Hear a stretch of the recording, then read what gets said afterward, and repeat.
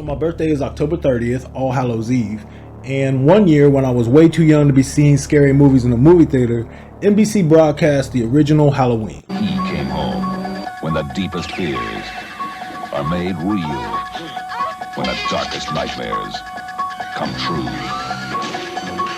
when the most courageous soul cowers in the face of evil. First time on TV, a modern horror classic from John Carpenter. Parental discretion advised. This film contains elements of shock and suspense. And now, Halloween, you won't be watching it alone. I like how that man's like, you won't be watching alone. I wasn't watching alone. I was having a birthday party, my friends spent the night, and this movie blew our 11-year-old minds.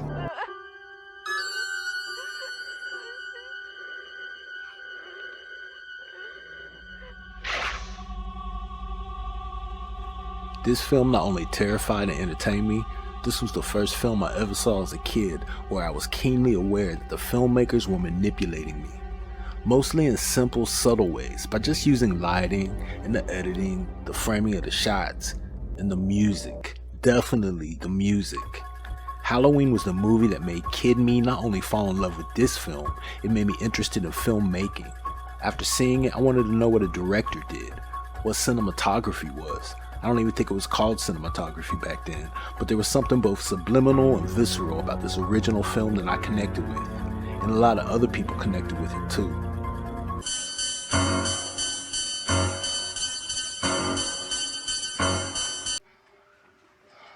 I'm gonna take a little walk. What is it, the boogeyman? I'm scared. There's nothing to be scared of. Are you sure? How? I killed him. You can't kill the boogeyman. I think the key to Halloween's continuing endurance is one word: simplicity. Remember that old WB Carrie Russell show from the 90s? That was also called Simplicity. Oh no, wait, that was Felicity. The tale of an escaped mental patient who returns to his hometown on Halloween night and stalks and kills babysitters is both straightforward and terrifying. The fact that this simple tale was told with such style and artistry contributes greatly to its timelessness. Halloween is as much about where the monster is not than it is about where the monster is. It's about what you don't see, what you think you see, what you can barely see. And unlike some of its sequels and the many slashers it inspired, the original Halloween keeps you interested in the protagonist. Laurie Strode and her doomed friends are real and relatable and likable characters. Donald Pleasance's performance as Michael's doctor, Dr. Sam Loomis, keeps you interested and invested. And I think it's a testament to John Carpenter and Deborah Hill's script and Carpenter's direction that you are with the victims for the entire movie, even though so many of the shots are from the killer's point of view. All slasher movies eventually make you switch sympathies and start rooting for the killer because they make the victims so unlikable and interchangeable that you can't wait for them to die. Halloween avoided this longer than its competition because you have 5 films with Donald Pleasance, and like 7 films with Jamie Lee Curtis, not to mention fan favorites like Danielle Harris and Ellie Cornell. More so than its imitators, Halloween managed to keep the audience rooting for the good guys, until like Tina.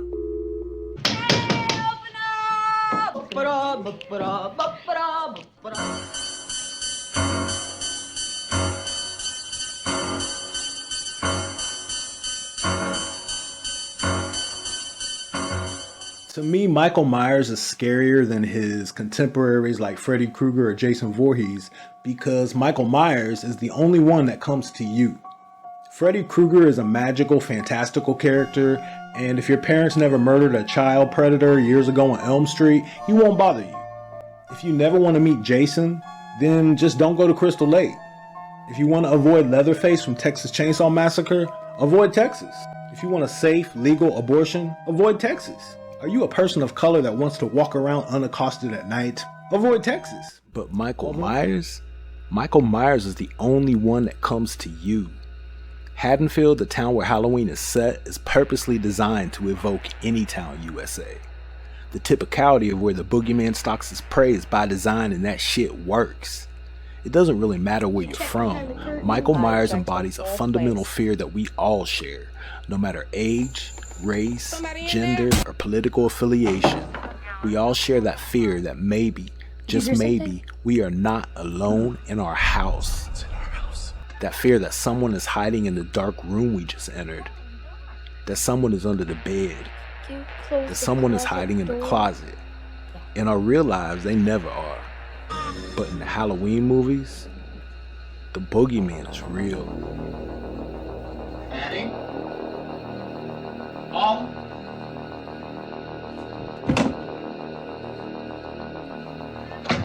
Linda, you asshole.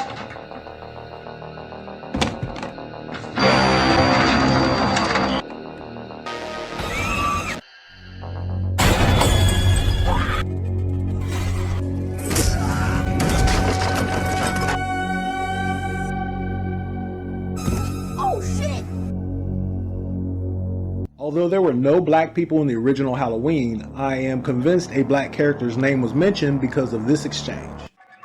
Hey, isn't that Devon Graham? Devon Graham. I'm spelling that D-E-V-O-N-G-R-A-M. Devon Graham. That's a black name. Devon Graham, that's a dope boy. Devon's last name is Graham, but he got ounces and eighths too. In fact, Devon probably sold Annie and Lori that weed they smoked before they went babysitting. It's a good thing he sold them weed, not a hard drug. Can you imagine if Annie and Lori smoked meth before they battled Michael Myers? Instead of impaling Michael Myers with that hanger, she probably stabbed herself in the eye. Ah! Okay, so black characters started showing up on screen with Gloria Gifford's Mrs. Owls in 1981's Halloween 2. And spoiler alert, she dies. In the documentary Halloween 25 Years of Terror, the actor revealed that her character was actually written as a middle-aged white woman. And it was written for a 55-year-old white woman. And so I read the script and I came into audition, and the producer, Deborah Hill, said to Rick, this is not the right person for this role. She is not a 55-year-old white woman.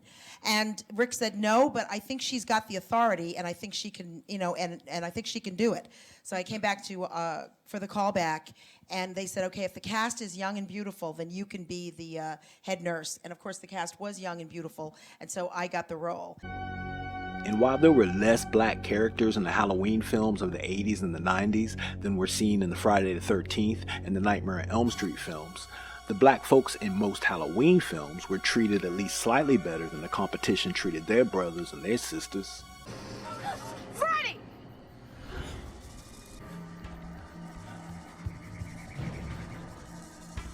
How sweet. Dark meat. Black people in these films were usually used as either cannon fodder, comic relief, or most distressingly, they introduce a big, mean, tough black dude to pit against the killer, and then they can show the audience how tough the killer really is. The only Halloween movie to do that was, spoiler alert, Rob Zombie's Hillbilly remake.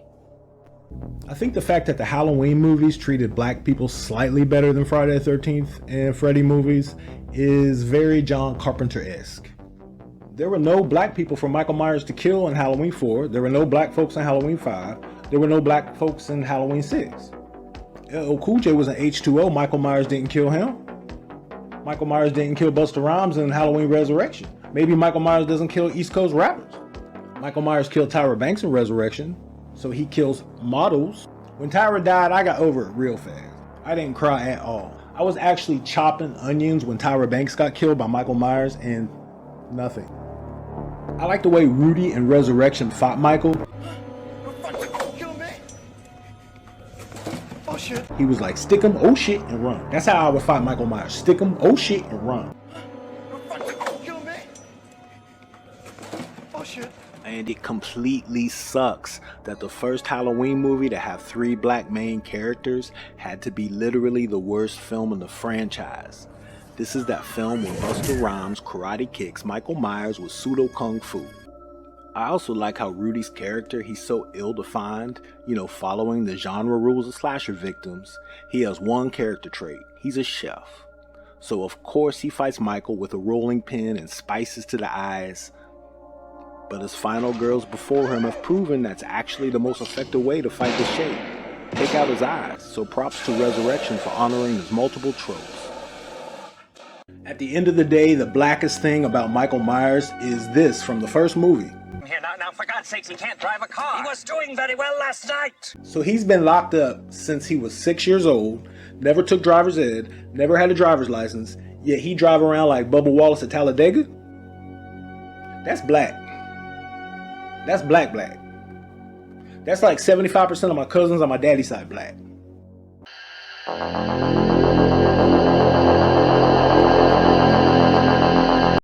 Up until Halloween Kills, not only was there never a gay person in a Halloween movie, there's never been a gay person in a Friday the 13th movie or a Nightmare on Elm Street movie. So, end of part 5. Now, there are some gay people in Halloween Kills, and there's a lot of black folks too. And spoiler alert, don't get too used to them. I was reading somewhere the other day where somebody said that the reason why gay people are attracted to slasher movies is 99% of the victims in slasher movies are straight folks. And there might be something to that. I think that marginalized groups are also attracted to these films because there's a systemic destruction that goes on. A lot of times the privileged characters are presented as not very likable.